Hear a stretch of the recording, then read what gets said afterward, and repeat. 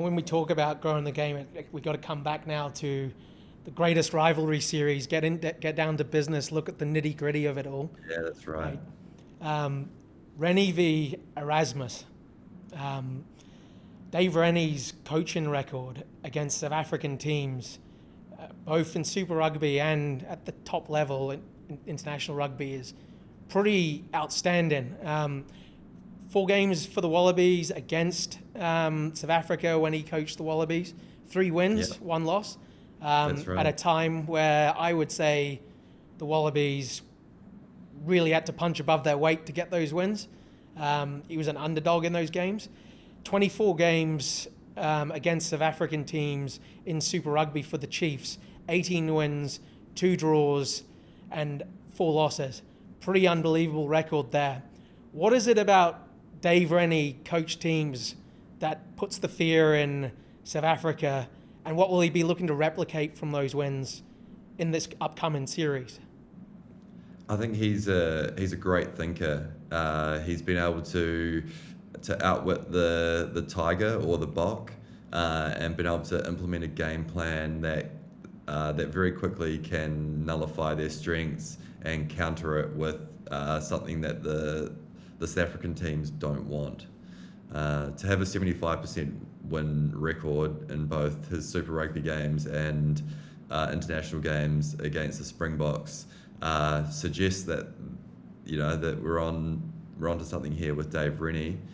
He also overcame those pretty dominant periods for the Bulls and the Stormers in Super Rugby, and was able to pull an iron out of the fire in his Wallabies tenure when he selected Quade Cooper, who stepped up to kick the winning goal against South Africa at Seabus Stadium on the Gold Coast.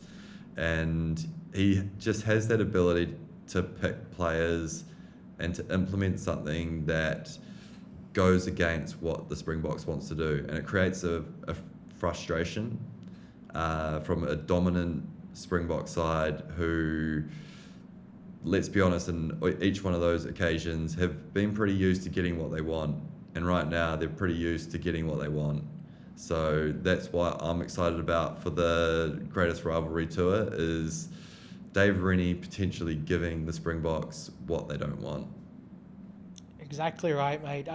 I kind of did a bit of a deep dive into what was the DNA of Dave Rennie coach teams in those periods against South Africa, and the players he would pick. And a hallmark of those 3 wins with the Wallabies was just the success that they had at the breakdown. In particular, the game in Brisbane at Suncorp. It was the second test in 2021. Like, Michael Hooper had one of the games of his life, and they were all over them at the breakdown. I think Samu Karevi made quite a few turnovers as well. They didn't allow South Africa to get any front ball. I think there was something like 10 turnovers at the breakdown that day. And it seems to be the big blueprint for how to get across the Springboks at the moment. You've got to really slow down their ball. And I find it interesting as well. You look back at those Chiefs teams that were very successful. The selections are a bit different to what you'd expect. You look at the 2 finals there. He had Sam Cane in his squad, and he left him on the bench for Tanarau Latimer, a guy who's just excellent at the basics, really good at cleaning out attacking rucks to get that quick ball. Whereas at the time, Sam Cane would have been more a flair kind of Lincoln open side. He evolved his game obviously later on as he came into his All Blacks career and stuff. But the nuts and bolts players that Dave Rennie seems to pick are a hallmark of the strategy he has for, I think, beating the likes of the Springboks. And you're seeing it again now, I think, with Luke Jacobson and Tupou Vai being selected in the back row. I don't think anyone had Luke Jacobson as a starter for these Nations Championship games. For me personally, I was expecting Peter Larkai, maybe with Tupou Vai and with Surveyor, but Jacobson really stood out in that series. He's a workhorse. He's really physical, but it's taken a while for him to get there.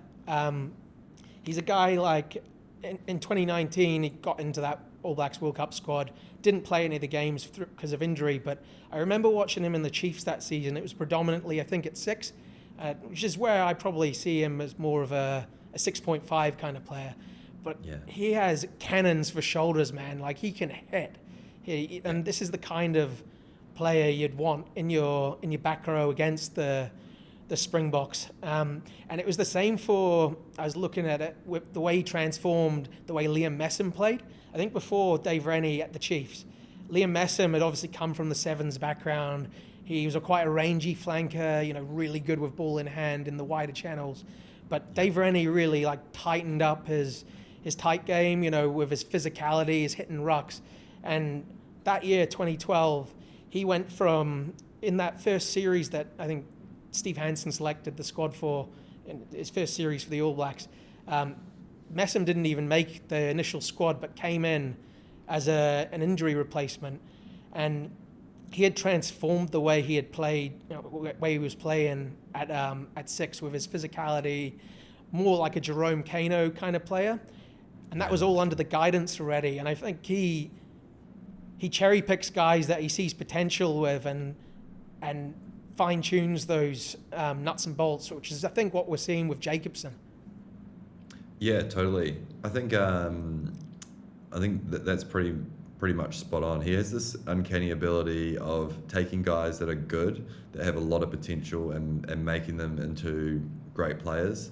And I think a lot of that, I have no experience with Dave Rennie. I've not worked under Dave Rennie myself, but he strikes me as the kind of guy that understands who he wants, what type of player he wants, and he'll pick a player and he will bring this this incredible clarity to the role, and just say, like, I need you to do these jobs, but I need you to do them incredibly well.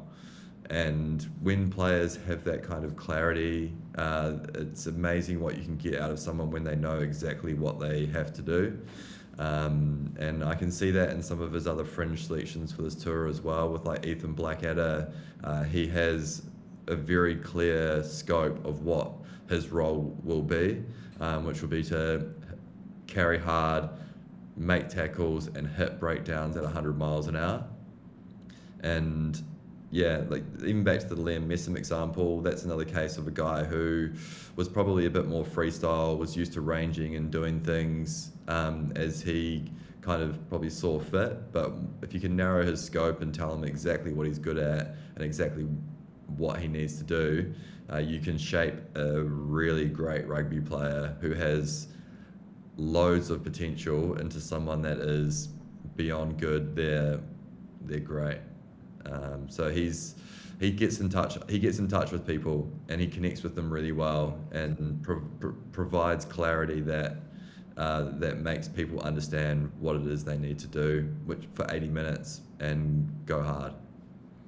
100%, man. Yeah, he seems to connect with the players as well on another level. I do know a couple of lads from the Glasgow Warriors, from his time there.